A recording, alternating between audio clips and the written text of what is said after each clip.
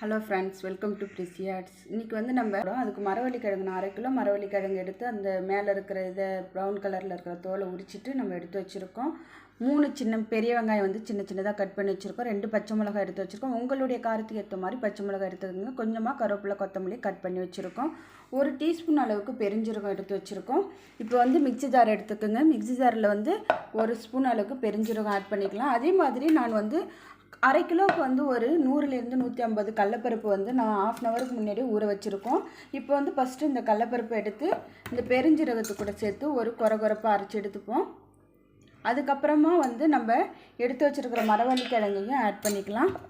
First கடலப்பருப்பு வந்து கொரகொரப்பாக அரைச்சி எடுத்துக்கலாம். இங்கே பாருங்கள், இந்த அளவுக்கு நம்ம கொரகொரப்பாக அரைச்சி வச்சுருக்கோம். இது வந்து ஒரு இதில் மாற்றிக்கலாம்.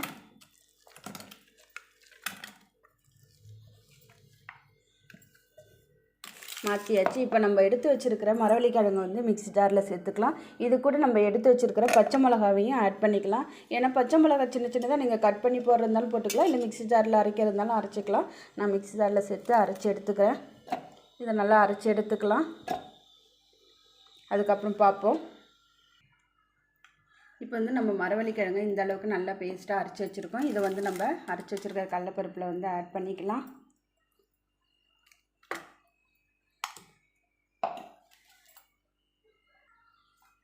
இது கூட வந்து நம்ம கட் பண்ணி வச்சுருக்கிற வெங்காயத்தை ஆட் பண்ணிக்கலாம். கருவேப்பிலை கொட்டை. இப்போ இந்த டிஷ்ஷுக்கு தேவையான அளவு உப்பு ஆட் பண்ணிக்கிங்க. அதே மாதிரி இதில் வந்து ஒரு 3 ஸ்பூன் அளவுக்கு நம்ம அரிசி மாவு ஆட் பண்ணிக்கலாம். இது வந்து நீங்கள் சேர்த்துக்கிறதுனாலும் சேர்த்துக்குங்க, இல்லைன்னா விட்டுடுங்க. ஒரு 3 ஸ்பூன் அளவுக்கு நம்ம இதில் ஆட் பண்ணிப்போம். இப்போ இது எல்லாத்தையும் நல்லா மிக்ஸ் பண்ணிக்கலாம். நம்ம இதை வந்து வடை மாதிரி சுட்டு எடுக்கலாம், இல்லைன்னா சின்ன சின்னதாக கிள்ளி போட்டு பகோடா மாதிரியும் நம்ம எடுத்துக்கலாம். இதை நல்லா கை வச்சு நல்லா பிசைஞ்சிக்கலாம்.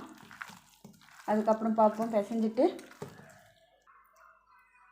இப்போ நம்ம அடுப்பு ஆன் பண்ணி ஒரு பேன் வச்சு அதில் எண்ணெய் விட்டுருக்கோம்.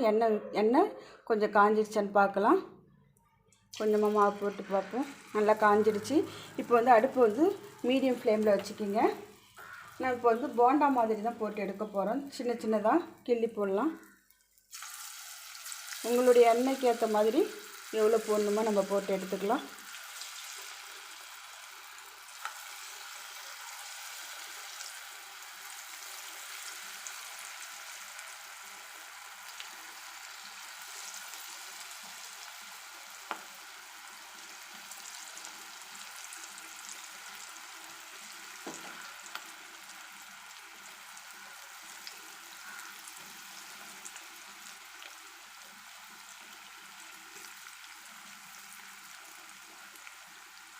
மீடியம் ஃப்ளேமில் வச்சு போடுங்க, ஹை ஃப்ளேமில் வச்சிடாதீங்க, கருகிடும்.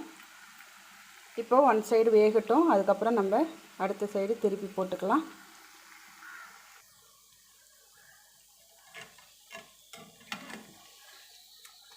இப்போ இன்னொரு சைடு திருப்பி போட்டுக்கலாம். நம்ம மரவள்ளி கிழங்கு வந்து வேக வச்சு கொடுத்தா பிள்ளைங்க விரும்பி சாப்பிட மாட்டாங்க. இந்த மாதிரி நம்ம போண்டாவோ பகோடா இல்லை வடை சுட்டு செஞ்சு கொடுக்கும்போது பிள்ளைங்கள்லேருந்து பெரியவங்க வரைக்கும் விரும்பி சாப்பிடுவாங்க. இதை நீங்களும் ட்ரை பண்ணி பாருங்கள், ரொம்ப நல்லாயிருக்கும். நல்லா வேகட்டும். இதோடைய சலசலப்பு அடங்குற வரைக்கும் நம்ம இதை வேக வச்சு எடுத்துக்கலாம்.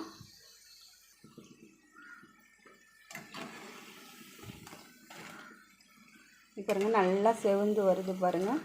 ரொம்ப கலர் வராது இது. இங்கே பாருங்கள், கிறிஸ்பியாக நல்லா ரெடி ஆகிடுச்சு. இப்போ நம்ம எடுத்துக்கலாம்.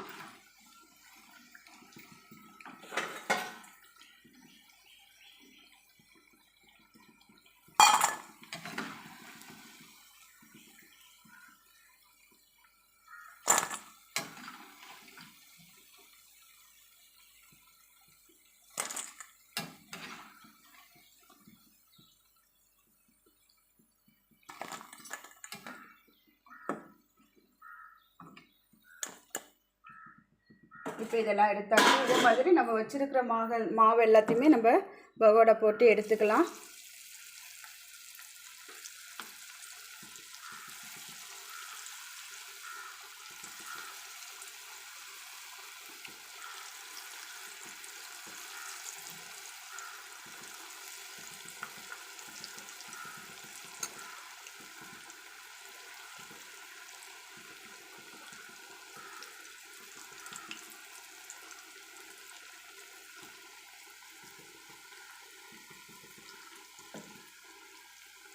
இதே மாதிரி நம்ம வச்சுருக்கிற மாவெல்லாம் போட்டு எடுத்துக்கலாம். அதுக்கப்புறம் பார்ப்போம். இங்கே பாருங்கள், ரொம்ப கிறிஸ்பியான மரவள்ளிக்கிழங்கு பகோடா ரெடி ஆகிடுச்சு. இதை நீங்களும் ட்ரை பண்ணி பாருங்கள். இது ரொம்ப நல்லாயிருக்கும். ஈஸியாக சிம்பிளாக செஞ்சிடலாம். இது பெரியவங்கலேருந்து சின்னவங்க வரைக்கும் ரொம்ப விரும்பி சாப்பிடுவாங்க. இதை நீங்களும் ட்ரை பண்ணி பாருங்கள். உங்களுக்கு பிடிச்சா லைக் பண்ணுங்கள், ஷேர் பண்ணுங்கள், இந்த சேனலை சப்ஸ்கிரைப் பண்ணுங்கள். தேங்க்யூ.